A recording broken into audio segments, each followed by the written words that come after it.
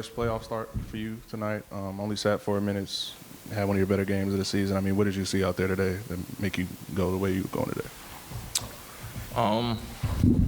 For me, I would just say it was just being aggressive, letting the game come to me, and just trying to make the right play. I also played well defensively. I feel like first half I had a few, defensive mistakes, and I tried to make up for it second half. I mean, throughout the game, it seemed like, altogether, obviously the atmosphere had a lot to do with the swing of the game and everything for both of you guys. I mean, what is it like playing in this atmosphere at this point in the season now? No, I mean, for me, like going into the game, you're obviously excited for the game. And then we ran out there for layup lines, and you just see the crowd, you feel the energy in there, and it just gives you a second win. And, like, you get really excited for it. Like, these are the moments you live for as a child. And so, I'm just grateful to be a part of it. Hey, CJ, what did you just see on the final play? What do you think about the look you got right before the buzzer? We got the switch. I should have attacked a little earlier, a little faster, but credit him. It was good defense. I put a fake step through. I thought it was cash, and I missed it long, but game shouldn't have came down to that. We had some possessions that we didn't take advantage of.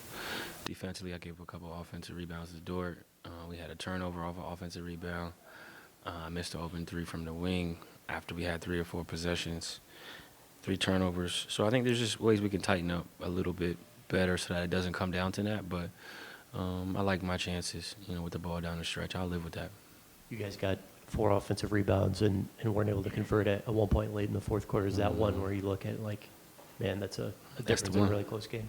That's the one. That's the one we got to have. And, those are the moments where, you got a chance to kind of, close the door on them. And we didn't do that. But, credit them. They played well. They battled back, and they won the game. I know it's the playoffs. Just how, I guess, handsy or physical did that game feel overall? I shot 22 times, 0 free throws. Going into this one, they're going to feed Shea, almost every time down. What are some of the keys when you're game planning against him to try to just make things tough on him? He's good. He's in the MVP race for a reason.